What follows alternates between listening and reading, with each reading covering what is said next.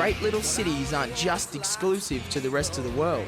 Newcastle in New South Wales was the birthplace of the BHP Empire, but the steelworks are gone and Newcastle has reinvented itself as one of the most cosmopolitan cities in the country. Newcastle has traded its image from Steel City to Style City. The old girl's had a pretty impressive facelift and is finally showing off her best assets.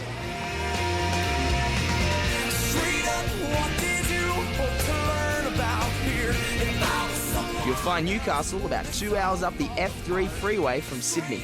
It hasn't completely lost its industrial heart, but it now shares its working harbour with new hotels, apartments and the upmarket Honeysuckle Wharf complex. Add to that world-class beaches and the title of being the only Aussie city on the beach and harbour, and you've got a small city that is definitely something a little special. And nothing identifies the spirit of Newcastle more than its beloved rugby league team, the Knights. Rugby league is built into the psyche of Newcastle. Like over 100 years, we're celebrating this year 100th year of rugby league. And of course it come from Northern England and over to Australia. And a lot of those Northern English miners that settled in Newcastle picked up the game of rugby league. And in 1908, when the game first started in Sydney, Newcastle used to travel out by horse and cart for 2 years. No way! Yeah, to be in that competition, really? So we love it. Former captain Paul Harrigan, aka The Chief, is as Newcastle as they come, having worked as a fitter and turner for BHP back in the day.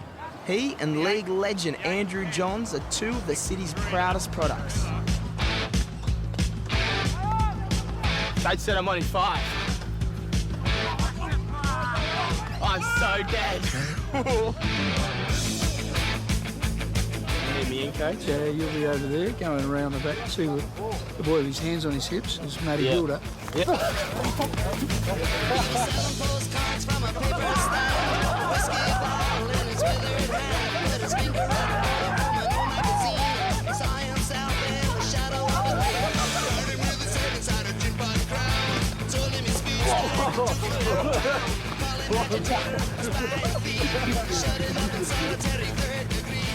I think you've got a bit of work to do. Yeah? Yeah, quite a bit. Actually, I've got a boy who can practice with you. Sione!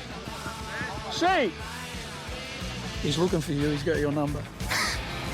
But Newcastle isn't just the home of league giants. The boys from Silverchair are all proud Nova Castrians, and so are a posse of world-class surfers, including 4-time world champion Mark Richards, or MR as he's known around here.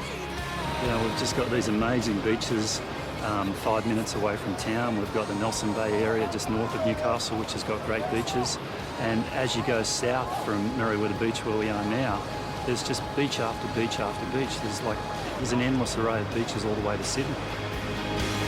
He might be long retired, but MR still carves up the waves with the best of them, and will tell you these beaches match up to any around the world.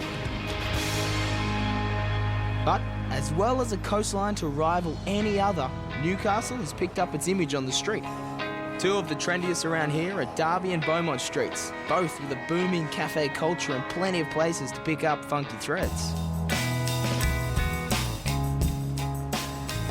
Now this is the only free, completely wireless street in the whole of the country, so it's the perfect place to sit on the sidewalk and soak up the cafe culture while getting a little bit of work done. And on top of that, they tell me that you cannot get a bad cup of coffee in Beaumont Street, so cheers to that.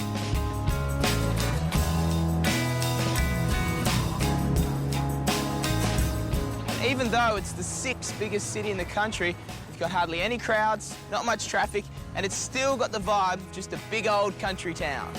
And that's what keeps the locals proud to call this little city home. When you say used to it, you've got everything here. Yeah. It's always everybody knows everybody, like a real small, close family sort of thing.